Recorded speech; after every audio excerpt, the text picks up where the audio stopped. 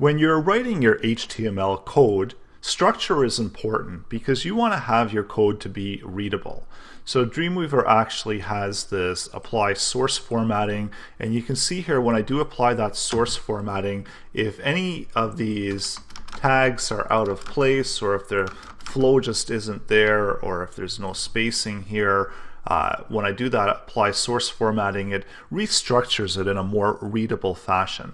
And this is important that when you are developing your HTML content, that it is readable as from a viewer's point of view when someone's browsing to the website, that it's structured well, but also when you go back and you look at the coding yourself, or if you have someone else looking at the coding, it should be in a readable fashion. So there are these beautifiers that are online. So if your web editor doesn't have a beautifier, we can just gonna mess this up a little bit, and then what I'm gonna do is I'm gonna copy all the code out. I'm gonna go to clean CSS. So here it allows you to beautify your HTML. So it's an HTML formatter, and I can just do format code, and it'll reformat my code in a more readable fashion. So I think there's a few things here that I want to remove the extra lines and so on. And you've got some other options here for better structuring of your document. As you can see from that initial where I had kind of code more all over the place, that now it's going to be a little bit more readable. So I think it still should format this okay. And as we can see, when it's between the tags, so it's doesn't necessarily remove out that white space. There might be an option here to remove that out and to style it a little bit better.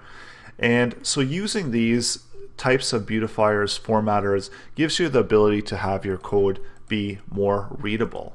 So I'm just going to apply the default Dreamweaver one, and a lot of these editors will have these by default. So another thing that can make your code more readable when you're coming in at a later date, or if you want to have if you're working in collaboration with other developers and you want them to be able to kind of look at your code and understand what you were thinking. So here we can add in comments, and comments are going to be just messaging going back and forth that actually isn't going to get output in the browser. And you can see as soon as I start this comment structure, so it's this less than sign, the exclamation mark, and 2 dashes. And so anything placed in here will be commented, and then to break out of the comment, we have to do these 2 dashes again and a greater than sign.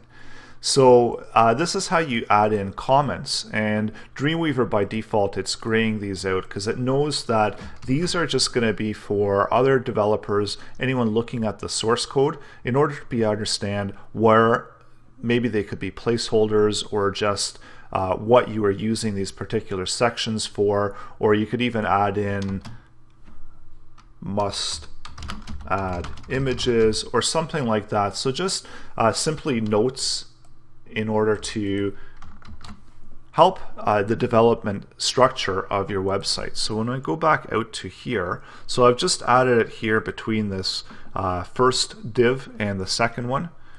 And when I go back out to the page, you see that nothing actually gets shown here.